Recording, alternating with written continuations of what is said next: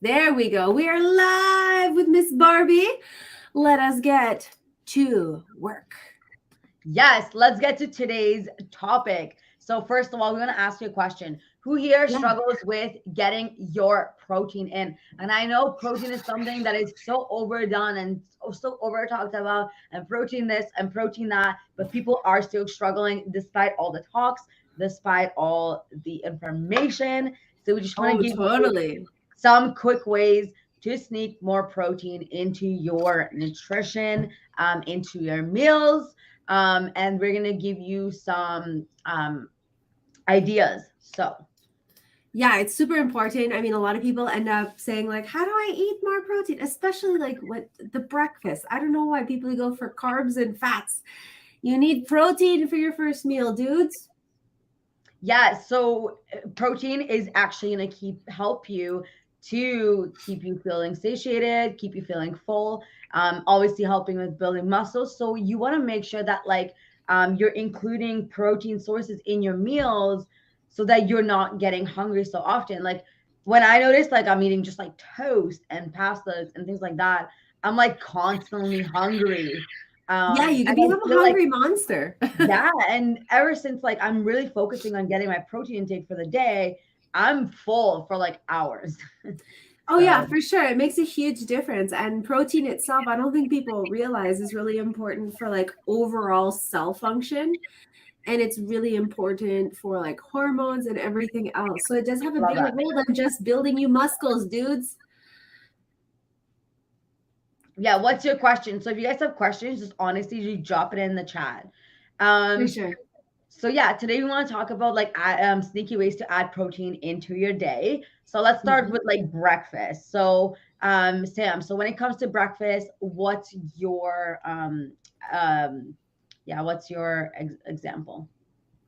Yeah, for sure. So let's start there. So simple ways for you to add actual protein into your breakfast, because a lot of people just want to go for coffee and biscuits or something, or Yeah. coffee and baking. I'll never understand it. To me, that's not food. So I would typically suggest that you start by adding in protein sources into your breakfast. For the omnis, you can have some eggs. For my veggie friends, you can do chickpea scramble, tofu scramble, just Yeah. eggs. It's not meant to be boring, and you don't have to be bored.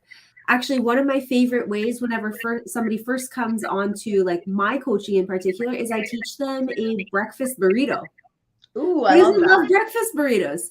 So simple, while we're on the chat here, this is all you're going to do. Either just egg or at least 100 grams of gungeled up tofu or just egg. You're going to put that into a wrap, salsa, a little bit of avocado or guac, add some black beans to it, or any beans and all that matter.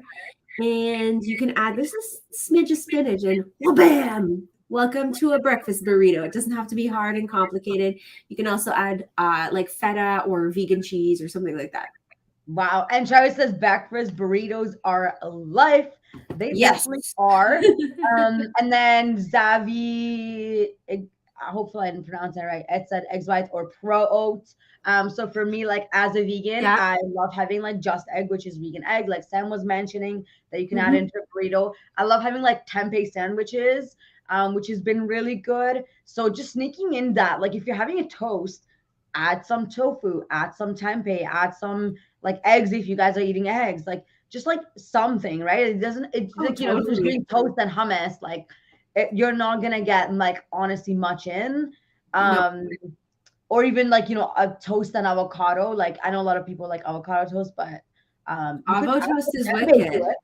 Yeah, Sorry. tempeh to it or thinly sliced smoked tofu. Smoked tofu adds a nice There flavor you too. go. Yes, I love that. And then what else? So let's say, what else would you say, Sam? So like, what other ideas? Oh God. Well, your typical like protein, your typical protein cereal. So one thing people don't typically realize is that protein powder is better to be eaten than drunk. I don't know. That's just I don't like to Yeah, sip I protein. feel the same way. So it's better if you cook your oatmeal first, add in a scoop of protein, mixy, mixy, mix. Or if you're going to have like a cold cereal, like what I typically do is I'll mix protein and my milk in a shaker and then pour it on my cereal. Oh, I love that. Especially if Yeah, it's like chocolate or something. exactly. I mean, I also get my clients eating a lot of French toast, believe it or not. And then you I just love top it. it with berries. Katie's making it right now, actually. Hi, Katie. Ooh, Um, yum. And pancakes too, like just like if you have protein powder, like Sam is saying, like sneak the protein powder into mhm. your meals. Or like as we were saying for breakfast, there's so many things that you could do. Um, Yeah, waffles, what else? pancakes, etc. Hmm. And then Sam was saying like sprouted bread. You could have that. So square bread has like the square bread has like 12 grams of protein per two slices. Exactly. And I also found the bread, it's called carbonate. So I Oh, think that okay. one has like, oh, I actually forgot now how many Let's grams it has, but it's let's like check. low in carbs, but higher in protein, and like a little bit lower in like calories too. Yeah, Overnight oats. Yes. overnight, yeah, overnight oats are always a big win too. Yeah, so carbonate, they have, let me see here, per slice, you're looking at, oh, where the heck is your protein number, dude? No, not a lot of protein in carbonate. Maybe the No, one I'm there looking are at. certain ones, like the whole grain ones or the white Oh, okay. bread ones. Those ones are like 5 or 6 grams a slice, which I feel like is pretty good. Okay. Yeah, no, it's perfect. So like that one, or like if my people love the Costco, there's like this blue one, and it's like squirrely sprouted something. I'll try and Okay. and it's got 6 grams per slice.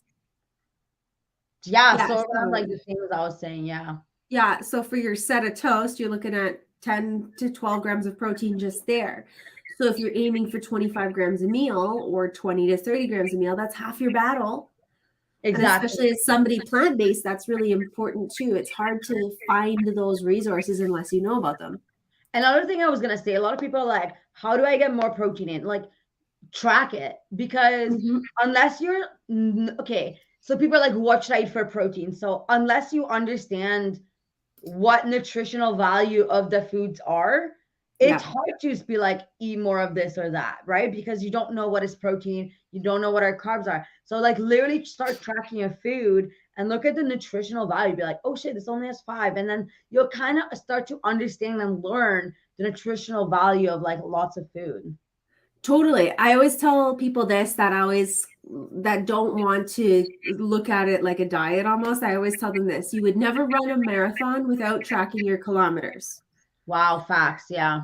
So until you understand the protein value of stuff from here, it's important to learn, and that's how you learn is by understanding the values of how it all piles in together. Like I can at this point I can intuitive eat my exact macros, but Yeah. Yes. it takes time. It Yep. takes a few good rounds of fun. Barbie, what are other ways we can add stuff into our day to day outside of breakfast? Outside of breakfast. So, oh, pastas, guys, like lentil pasta, Yes. chickpea pastas, edamame pastas are perfect ways to add it. Or even, yeah, I would say like just switching your pastas around. That's exactly it. Kelsey, you just called it the Silver Hills. That's the one. Okay, the Silver Oh, yes. Hills, Okay. it's squirrely something on there. That's the one. That's It's hilarious. it's like literally called like Silver Hills squirrely bread or something. That's the one from Okay. Costco. Yes. Perfect. That Um, stuff is life. there are 2 questions that we had. So one was about how to get on the fact that processed foods aren't good for you. What do you mean how to get onto the fact that I don't know. That was a question. So if Para Suko Jeans is still here, please let us know what that means. whole food over processed food as much as possible, simple ingredients, you're just going to get more bang for your buck and feel better. And another thing is anything that is in canned, frozen is already processed. So, Mhm. and they still have a high nutritional value. So unless you're Mhm. completely eating raw, even bread's processed. Like everything you're eating is processed, unless it's like you're literally picking a tomato off the ground. Yeah, quite literally. So, I mean, certain levels of processing are just fine. Like, keep that in mind. Yeah. What about when someone's constipated when they have protein? You definitely need to look at a few different factors. A, reach out to a coach right away. B, reach out to your doctor right away. For constipation while you are eating protein, that's not extremely normal unless you're not getting a shit ton of fiber. So, on top of tracking your protein, you should be making sure you're eating over 25 grams of protein a day. That is the You happy mean space for fiber? women. You For meant women. fiber. Sorry, did I say protein? Yeah, Yeah, yeah. fiber. So 25 grams of fiber. Yeah. Healthy for women is 20 to 30 grams a day of fiber. So if it's low, that is something you should look at. You can also look at diuretics like coffee and adding in lots of water to your day. Yes. So, Yes. but So your fiber should definitely be checked. yeah, even Chris was saying like check your fiber. 100%. 100%. And I love then it. I guess the last thing I guess for us to add in that protein into your day-to-day dudes. For the rest of your stuff, try and sneak in beans and lentils into your food. Try making like black bean brownies. Um, Ooh, yes. Like even when you're making desserts. That's so mhm. smart. Yes. Yeah, you can also explore different types of cultural food. Like maybe you just eat meat, potatoes, and rice all the time. Meat, potatoes, and rice. Meat, potatoes, and rice. Instead, try exploring different cultural foods. Like Indian food is very friendly for people who have dietary restrictions. I don't know if you knew that. Indian food overall is wonderful for vegetarians, for vegans, but also people who just can't have dairy. Hi. Yes.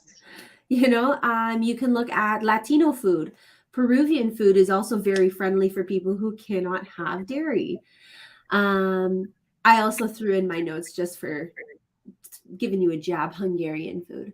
I don't know anything about it, but maybe Hungarian food. Well, it is a lot of meats and stuff, but not that healthy. Maybe we could keep, like maybe we can veganify it, plantify it. Yeah. But bottom line, add lots of different flavors. Food should not be boring. This is the thing that I stress to all my clients and all my friends. Your food should not be boring. They're like, wow, your stories look nice. Yes, because I prioritize not eating boring shit. Otherwise, I'm going to Mhm. start getting, very bored. Yeah, exactly. Me too. So I hope that was helpful for you guys. I do gotta like go. Yeah, Um, yes, but those are like some of the ways to get more protein in. So it doesn't have to be hard. Just focus on it, start tracking it, see what you're eating, and implement the tips that we said. for sure. And Stephen, I saw your comment. You were right. Chinese food is also like traditional Chinese food is fantastic for Yes. dietary restrictions as well. Yeah, love that. Awesome. Yay. Actually, most Asian food too. Anyways, we'll talk about that Yeah, another you're right. day. Thanks, guys. You guys are the best. Thanks for tuning in with Sam and I. And see you guys later. All right. See you Bye. later. Bye bye.